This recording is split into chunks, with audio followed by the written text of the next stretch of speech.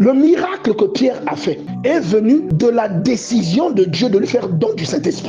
Vous savez qu'il y a des gens qui prient plus que vous, mais qui ont moins de révélation que vous. Il y a des gens qui prient plus que vous, mais qui ont moins de chance que vous.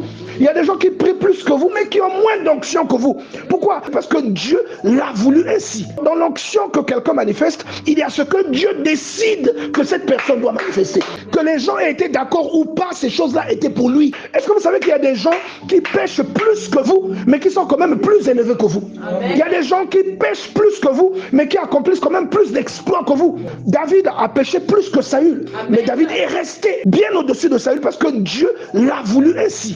Et je suis en train de dire que ce qui doit te préoccuper, ce n'est pas ce que les hommes vont penser de toi, ce n'est pas ce que les hommes vont dire de toi, ce n'est pas ce que les hommes vont ressentir sur toi, mais ce que Dieu va déclarer sur toi. La vérité de ce que sont tes enfants, c'est ce que Dieu dit que tes enfants sont. Ce n'est pas ce que les gens diront sur tes enfants, ce n'est pas ça qui compte. C'est ce que tes enfants manifestent à cause de l'amour que Dieu leur porte.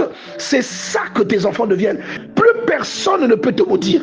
Si Dieu a dit une parole sur toi, plus personne ne peut te maudire. Même si cette personne a une autorité, même si cette personne est un pasteur, même si cette personne est ton supérieur dans quelque domaine que ce soit, plus personne ne peut te maudire parce que Dieu t'a déjà béni. Regardez l'image que Gédéon a de lui. Lorsque la Bible dit l'ange de l'Éternel lui est apparu alors qu'il était en train de battre du froment. Regardez l'opinion que Gédéon a sur lui-même. Il dit à l'ange qui lui parle, il lui dit: j'appartiens à la plus petite tribu.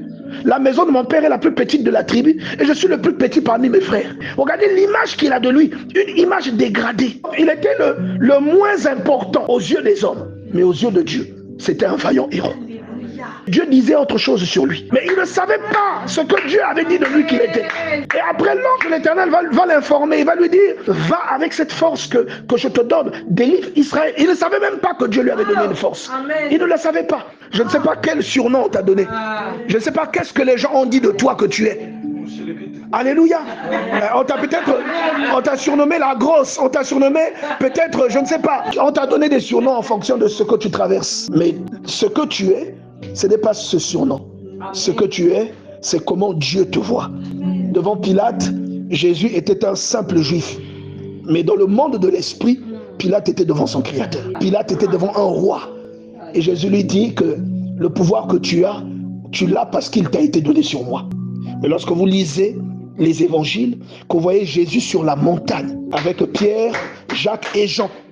Lorsqu'il montait la montagne, Jésus avait un aspect tel que tout Nazareth le connaissait.